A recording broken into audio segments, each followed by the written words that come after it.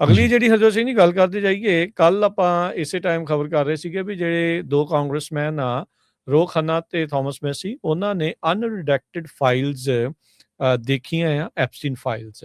ਉਹਨਾਂ ਵਿੱਚ ਉਹਨਾਂ ਨੇ 6 ਜਾਣਿਆਂ ਦਾ ਜ਼ਿਕਰ ਕੀਤਾ ਸੀਗਾ, ਜਿਸ ਦੇ ਵਿੱਚ ਇੱਕ ਯੂਐਸ ਸਿਟੀਜ਼ਨ ਦੇ ਨਾਲ ਤੇ ਹੋਰ ਹਾਈ ਪ੍ਰੋਫਾਈਲ ਜਿਹੜੇ ਬੰਦੇ ਆ, ਉਹਨਾਂ ਦੇ ਨਾਮ ਹੈਗੇ ਆ, ਤੇ ਉਹਨਾਂ ਨੂੰ ਅਨਰਿਡੈਕਟ ਕਰਨ ਦੇ ਲਈ ਆਖਿਆ ਸੀ। ਅੱਜ ਸਵੇਰੇ ਰਿਪਰੈਜ਼ੈਂਟੇਟਿਵ ਮੈਸੀ ਜਿਹੜੇ ਉਹਨਾਂ ਨੇ ਕਿਹਾ ਸੀ ਵੀ ਜੇ ਡੀਓਜੀ ਖੁਦ ਨਹੀਂ ਦੱਸੂਗਾ ਤਾਂ ਮੈਂ ਆਪਣੀ ਕਾਂਗਰੈਸ਼ਨਲ ਪ੍ਰਿਵਿਲੇਜ ਦੇ ਅਧੀਨ ਉਹਨਾਂ 6 ਦੇ ਨਾਮ ਜਿਹੜੇ ਉਹ ਜਨਤਕ ਕਰ ਦਊਂਗਾ। ਅੱਜ ਜਿਹੜੇ ਡੈਮੋਕ੍ਰੇਟ ਕਾਂਗਰਸਮੈਨ ਉਹਨਾਂ ਨੇ ਜਿਹੜੇ 6 ਵੈਲਦੀ ਮੈਨ ਜਿਹੜੇ ਲਾਈਕਲੀ ਇਨਕ੍ਰਿਮੀਨੇਟਡ ਨੇ ਐਪਸਟੀਨ ਫਾਈਲਸ ਦੇ ਵਿੱਚ, ਉਹਨਾਂ ਦਾ ਨਾਮ ਜਨਤਕ ਕਰ ਦਿੱਤਾ ਆ। ਉਹਨਾਂ ਨੇ ਕਿਹਾ ਵੀ ਡੀਓਜੀ ਦਾ ਸਾਨੂੰ ਸਮਝ ਨਹੀਂ ਆਈ ਵੀ ਇਹਨਾਂ 6 ਜਾਣਿਆਂ ਨੂੰ ਬਚਾਉਣ ਦੀ ਕੋਸ਼ਿਸ਼ ਦੇ ਵਿੱਚ ਕਿਉਂ ਲੱਗੇ ਹੋਏ ਸੀਗੇ, ਵੀ ਕਹਿੰਦੇ ਕੋਈ ਰੀਜ਼ਨ ਤਾਂ ਜਿਹੜਾ ਉਹ ਲੱਗ ਨਹੀਂ ਸੀ ਰਿਹਾ। ਸੋ ਕਹਿੰਦੇ ਵੀ ਐਕਸ ਦੇ ਉੱਤੇ ਪੋਸਟ ਪਾ ਕੇ ਰੋਹ ਖੰਨਾ ਨੇ ਜਿਹੜੇ 6 ਜਾਣੇ ਉਹਨਾਂ ਦਾ ਨਾਮ ਨਸ਼ਰ ਕੀਤਾ ਆ। ਸਲਵਾਟੋਰ ਨੁਆਰਾ, ਜ਼ੁਰੇਬ ਮਾਈਕ ਲਜ਼ਡੀ, ਲਿਓਨੋਵਿਕ ਲੈਨੋਵ, ਨਿਕੋਲਾ ਕਪੂਟੋ, ਸੁਲਤਾਨ ਅਹਿਮਦ ਬਿਨ ਸੁਲੇਮਾਨ ਤੇ ਲੈਸਲੀ ਵੈਕਸਨਰ। ਜਿਹੜਾ ਵੈਕਸਨਰ ਆ ਇਹ ਵਿਕਟੋਰੀਆ ਸੀਕਰਟ ਦਾ ਬਿਲੀਅਨੇਅਰ ਫਾਊਂਡਰ ਆ, ਤੇ ਇਹਦੀ ਐਪਸਟੀਨ ਦੇ ਨਾਲ ਕਹਿੰਦੇ ਵੀ ਕਾਫੀ ਜ਼ਿਆਦਾ ਨੇੜਤਾ ਜਿਹੜੀ ਉਹ ਰਹੀ ਆ। ਨਿਊਯਾਰਕ ਦੀ ਇੱਕ ਇਨਵੈਸਟੀਗੇਸ਼ਨ ਦੇ ਵਿੱਚ ਵੀ ਇਸ ਦਾ ਨਾਮ ਆਇਆ ਸੀ, ਐਕਸਪੋਜ਼ ਹੋਇਆ ਸੀ।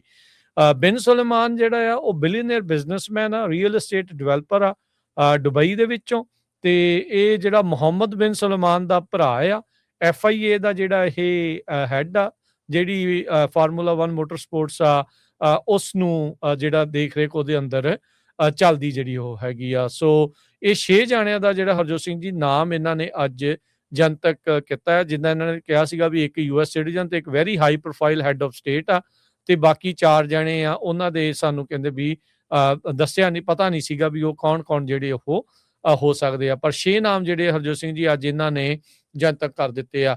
ਉਧਰ ਡਿਪਾਰਟਮੈਂਟ ਆਫ ਜਸਟਿਸ ਨੇ ਅੱਜ ਕਈ ਹਜ਼ਾਰ ਘੰਟਿਆਂ ਦੀ ਜਿਹੜੀਆਂ ਵੀਡੀਓਜ਼ ਐਪਸਟੀਨ ਫਾਈਲਸ ਦੇ ਨਾਲ ਸੰਬੰਧਿਤ ਉਹਨਾਂ ਨੂੰ ਜਨਤਕ ਕੀਤਾ, ਜਿਨ੍ਹਾਂ ਦੇ ਵਿੱਚ ਛੋਟੀਆਂ ਬੱਚੀਆਂ ਇਹਨਾਂ ਦੇ ਨਾਲ ਲੰਮੇ ਪਈਆਂ, ਇੱਥੋਂ ਤੱਕ ਕਿ ਕਈ ਤਸਵੀਰਾਂ, ਕਈ ਵੀਡੀਓਜ਼ ਦੇ ਵਿੱਚ ਨਗਨ ਅਵਸਥਾ ਦੇ ਵਿੱਚ ਵੀ ਇਹ ਜਿਹੜੀਆਂ ਨਾਬਾਲਗ ਬੱਚੀਆਂ ਜਿਹੜੀਆਂ ਆ ਉਹ ਦੇਖੀਆਂ ਗਈਆਂ ਹੈਗੀਆਂ ਆ।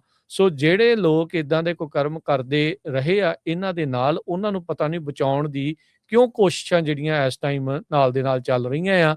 ਤੇ ਦਸੰਬਰ ਦੇ ਵਿੱਚ ਸਾਰਾ ਡਾਟਾ ਰਿਲੀਜ਼ ਕਰਨ ਦੇ ਕਹਿਣ ਦੇ ਬਾਵਜੂਦ, ਉਹ ਕਾਨੂੰਨ ਸਾਈਨ ਹੋਣ ਦੇ ਬਾਵਜੂਦ ਵੀ ਕਾਫੀ ਵਕਤ ਜਿਹੜਾ ਉਹ ਲੱਗ ਰਿਹਾ ਆ ਵੀ ਇਸ ਇਨਫੋਰਮੇਸ਼ਨ ਨੂੰ ਹੌਲੀ-ਹੌਲੀ ਬਾਹਰ ਕੱਢਿਆ ਜਿਹੜਾ ਉਹ ਜਾਵੇ। ਸੋ ਕੁਝ ਦਿਨ ਪਹਿਲਾਂ ਹੀ ਅਜੇ 3 ਮਿਲੀਅਨ ਡਾਕੂਮੈਂਟਸ ਇਸ ਵਿਵਾਦ ਦੇ ਨਾਲ, ਐਪਸਟੀਨ ਫਾਈਲਸ ਨਾਲ ਸੰਬੰਧਿਤ ਜਿਹੜੇ ਉਹ ਜਨਤਕ ਕੀਤੇ ਗਏ ਆ, ਤੇ ਅੱਜ 6 ਹੋਰ ਨਾਮ ਜਿਹੜੇ ਆ ਉਹ ਸਾਹਮਣੇ ਰਿਪਰੈਜ਼ੈਂਟੇਟਿਵ ਰੋਹ ਖੰਨਾ ਨੇ ਜਨਤਕ ਕਰ ਦਿੱਤੇ ਆ।